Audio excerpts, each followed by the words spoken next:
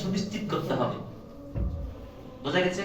আমরা জিকির দোয়া করলাম ঠিক, আমরা বক্তব্য বললাম, হালাকা করলাম, কিন্তু নামাজ পড়বো না, হবে? অসম্ভব।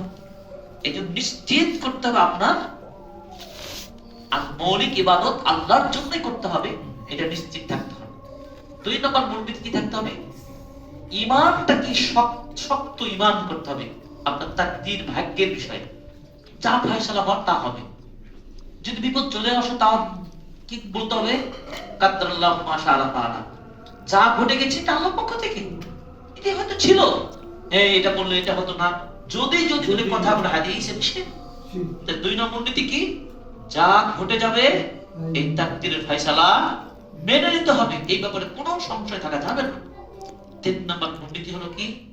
আল্লাহ তাআলা এক একটি আসমা ও সিফাত রয়েছে, মৌলিক সুন্দর সুন্দর নাম রয়েছে, বৈশিষ্ট্যময়।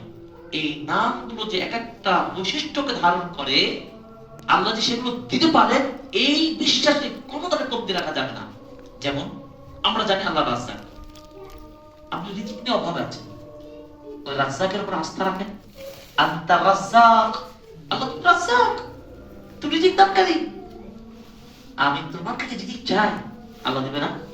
এই রাজ্জাকের কাছে আস্থা রাখতে হবে, তথা আসমা ও সিফাতের উপরে পরিবেশ রাখবেন। এই জন্য আসমা ও সিফাত সম্পর্কে আকীদা সম্পর্কে জানতে হলে অবশ্যই একটা বই আপনাদেরকে দাওয়াত করছি, ইনভাইট করছি, আল আকীদাতুল ওয়াসিতিয়া, বইটা পড়বেন।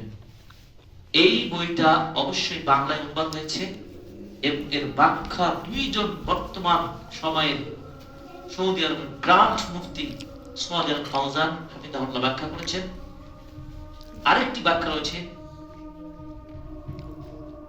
শতাব্দীর শ্রেষ্ঠ একজন মুহাদ্দিস ফকিহ মুহাম্মদ বিন সালেহ আল উসাইমিন রাহিমাহুল্লাহ ব্যাখ্যা করা। একই ব্যাখ্যা নতুন ভাবে আব্দুল্লাহ মৃধা নামে আমাদের সিনিয়র তরুণ গবেষক এটা ব্যাখ্যা করেছেন।